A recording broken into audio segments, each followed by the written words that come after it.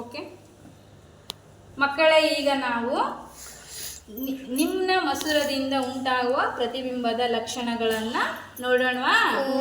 Okay, ಇಲ್ಲಿರೋದೇನಿದು ನಿಮ್ನ ಮಸೂರ, ಇದು ಮೇಣದ ಬತ್ತಿ ಅಂದ್ರೆ ವಸ್ತು.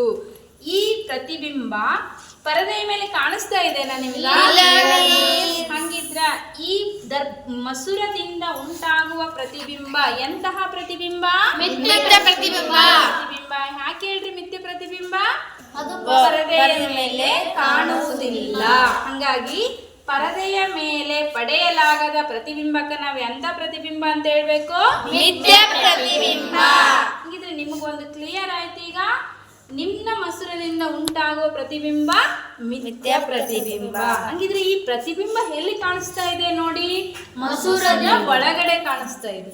ಅಬ್ಸರ್ವ್ ಮಾಡ್ರಿ ಎಲ್ರು, ಮಸೂರದಲ್ಲಿ ಪ್ರತಿಬಿಂಬ ಕಾಣಿಸ್ತಾ ಇದೆ. ಓಕೆ, ಈಗ ಪ್ರತಿಬಿಂಬದ ಗಾತ್ರ ನೋಡ್ತಾ ಹೋಗ್ರಿ. ನಾನು ಮಸೂರದಿಂದ ದೂರ ಸರಿಸ್ತಾ ಇದ್ದೀನಿ.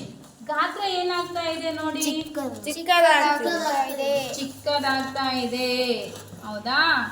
ಅಂದ್ರೆ ನಿಮ್ನ ಮಸೂರದಿಂದ ವಸ್ತು ದೂರ ಹೋದಂತೆ ಅದರ ಗಾತ್ರ ಏನಾಗುತ್ತಾ? ಚಿಕ್ಕದಾಗುತ್ತದೆ. ಪ್ರತಿಬಿಂಬ ನೇರವಾಗಿದೆನಾ ತಲೆ ಕೆಳಗಾಗಿದೆನಾ? ನೇರವಾಗಿದೆ. ನೇರವಾಗಿದೆ. ಹಂಗಿದ್ರೆ ಅರ್ಥ ಆಯ್ತಲ್ವಾ ಎಲ್ರಿಗೂ? ಓಕೆ, ಧನ್ಯವಾದಗಳು.